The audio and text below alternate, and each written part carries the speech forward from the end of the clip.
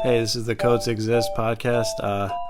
Today I'm going to tell a story about how I was almost killed. I used to work in Philly for a tent rental company. And I used to deliver like chairs and all kinds of stuff. So anyways, that job was crazy because one time this dude rammed into the back of the truck and I got out. And I was like, why'd you hit me? And he's like, you were texting on your phone. And I was like, you motherfucker. And we got in this big fight. But then there was another time some lady slipped and fell on the ice. And she didn't want me to help her. She's like, go get Kevin. And I was like, who's Kevin? She's like, he's inside. So I went inside. But before I went inside, she was really cold. So I didn't know what to cover her with. So I took out the rubber car mat and I put it on top of her. And she just like laid straight with her feet straight out and her arms straight to her side. And I put this rubber car mat on top of her to keep her warm. And I ran inside and I got Kevin and I brought him out. And he's like, what the fuck's going on? And I was like, that's what she wanted. So anyways, that's not the story. The story is, hopefully what I just said previous to all this made sense. It probably didn't because I was talking really fast and I had no inflection in my voice. I was just talking in a monotone voice. So hopefully it made sense. But anyways, so the real story that I wanted to tell is one time I was driving this giant tent truck. And what I mean when I say tent truck is it was a box truck. And on the side it said, we rent tents in green letters. And I was driving and I was at a stoplight. And next to me, this dude pulls up. And he's like, roll down your window. Roll down. He's like making the motion for me to roll down my window. And I'm like, what? So I'm kind of new to Philly. So I roll down my window. And I don't know why I just said I was new to Philly. Like, what does that mean? I was kind of new to Philly, so I didn't know what the rolling down the window motion meant. So anyways, I rolled down my window and I was like, what's up? And he's like, hey, I was wondering, like, do you guys rent tents? And I was like, yeah, that's what it says it on the truck. And then the light turned green. I was like, see you later. And I drove off. And then I got stuck at the next red light, which was like 10 feet up the road. And then he pulls up to me again. He's like, hey, man. So anyways, I'm like having a wedding next week. And I was wondering, like, is there any way like one of these tents will fit in my backyard? And I'm thinking in my head, like, you're having a wedding next week. And this is how you go about trying to rent a tent. You're like, I'm just going to go drive around. Like, hopefully there's somebody with a tent truck driving around.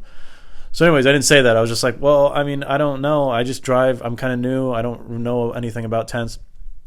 And he's like, well, I live right up the road. Why don't you? And I was like, oh, the light's green. He's like, no, pull into the gas station. So I pull into the gas station.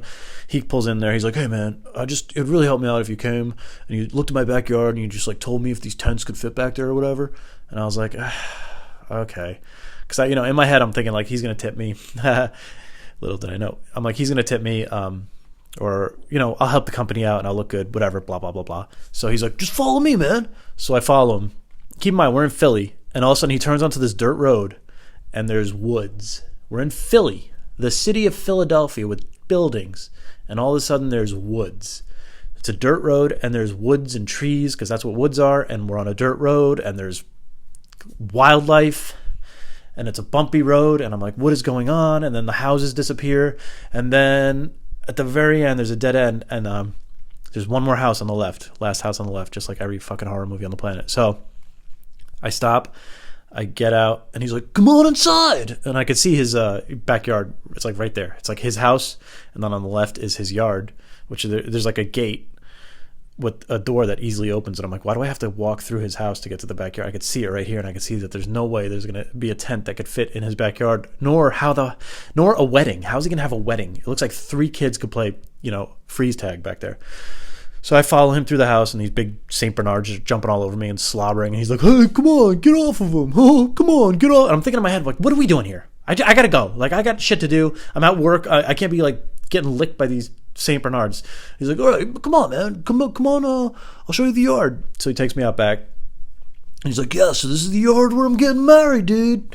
And this dude's big. I'm doing his voice like that and making him sound like stupid, but he's like a big dude. He looks like that Paul F. Tompkins. I think that's his name, the comedian. He has like these weird, like big teeth, and he's like very odd looking, but he's big.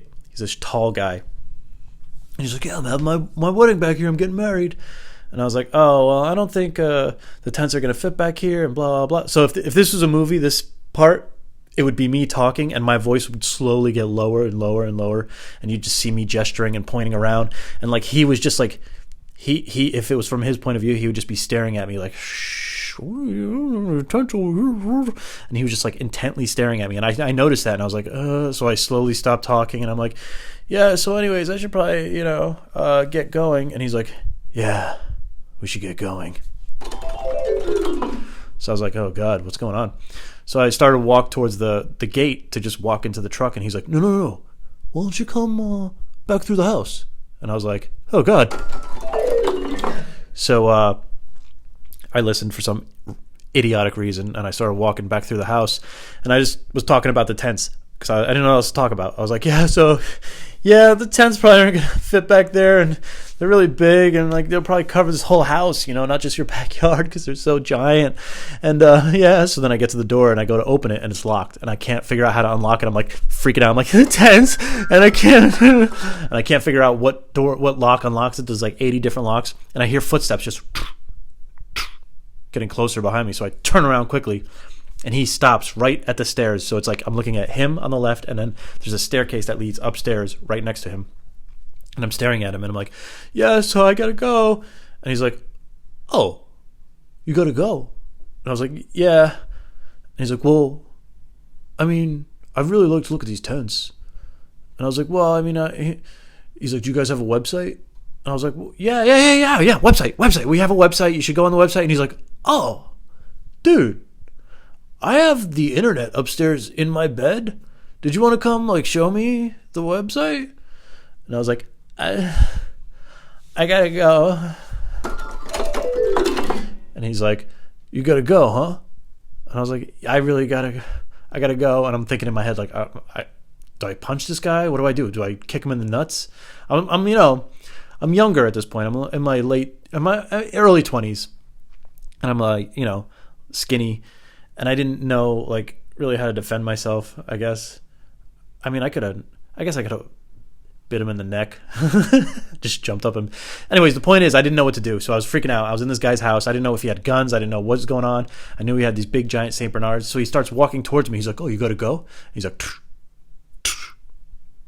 he became like a giant at that point. And he reaches out his hand, and I thought he was going to grab my neck and just like start strangling me with one hand. And just like out of a movie, he reaches right behind me, and he unlocks the door, the one lock that I didn't check, I guess. And he's like, all right, if you change your mind. Before he could even finish, I just like ran out, got in the truck, drove away, and I was like, oh my God, I don't know what was going to happen. I don't know if he was cruising around looking for dudes, if he was really getting married and he wanted a tent and he was just awkward, or if he was going to murder me. I had no idea. It was one of those three things, I guess. So I got back to the shop, and it was all these. The tent crew was these, big buff Italian dudes, eating lunch. They were eating lunch at this point when I get back. So I run inside, and I slam the door behind me like a cartoon. I lean up against the door, and I'm like,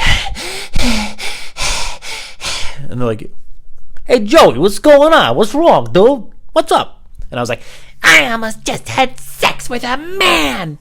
And they're like about to eat their Subway sandwich, and they stopped and they looked at me and they're like, the fuck are you talking about? And I was like, I almost just never mind. So anyways, that's the story. I don't know if he was really trying to have sex with me, or if he was trying to kill me, or if he was just a weirdo that's how he shopped for things. Like when he needs a snow shovel, he just gets in his car and drives around. He's like, hopefully I see a snow shoveling truck that sells snow shovels. But so that's the story. I'm still alive, but he's still out there, so watch out.